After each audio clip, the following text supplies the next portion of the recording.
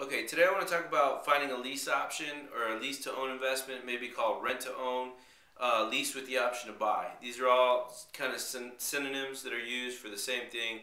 I'm just going to call it a lease option for the purpose of this class right now. But what I want to talk about is what is a lease option. And basically a lease option is you're leasing a property and so you have a standard lease and then you give some sort of monetary payment to buy an option to purchase the property at a specific price. So I would have a lease on the property for $1,000 a month, and then I would actually give them whatever dollar amount we discussed to have the option to buy it at whatever's in the contract. Okay, so I may say I'll give you $1,000 for the option to buy your house for $100,000 within the next 12 months or whatever the case is, or 3 years or 4 years or 5 years, whatever the case is. And because I've given them that monetary value or that financial kind of commitment, and then they've given me the option, that's an actual instrument that I can exercise. So that's what a lease option is. I want to tell you that lease options are illegal in some states, so you want to check with lawyers in your area to make sure that lease options are viable, or just check in with your local real estate community, real estate investment community, investment clubs, whatever you have in your area. Just check in and ask people there if they can do lease options, or if lease options are illegal. There's usually some loopholes, and how to get through those loopholes so that you can actually do a lease option. So again, you've got the lease and you got the option to buy it. Now, with the lease option, there's three different things you can have. You can have just a regular option. You can have a lease option, which means that you just, like I said, you have a contract to lease it and an option to buy it. Or you can have what they call a sandwich lease option. These are actually three different things. A sandwich lease option is when I go and put a property, I get a lease and I get the option to buy it, okay?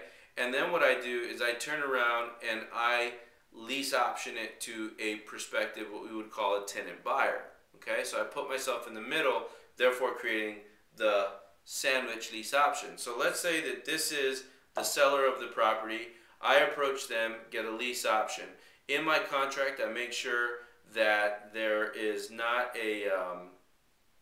any kind of clause that prevents me from leasing this or selling this property to anybody else.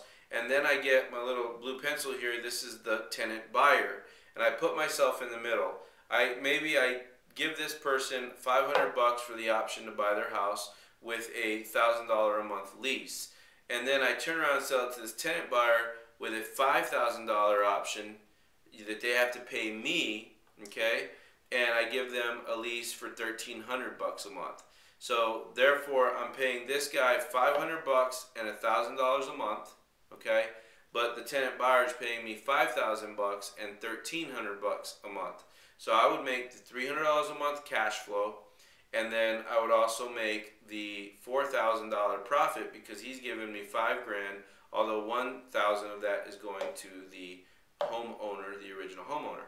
So that's how you do a lease option. If you don't know how to do the paperwork, I discussed this specific strategy in my book, The 8 Ways to Buy Real Estate with No Money, No Credit. If you haven't bought that, go to it's everythingrealestateinvesting.com, and that'll get you to a special offer where you can purchase that book. It's a phenomenal book for you. It also has a money back guarantee. It talks about the lease option. It talks about the sandwich lease option. I did a lease option like that, and actually I ended up making about $150,000 on one property alone.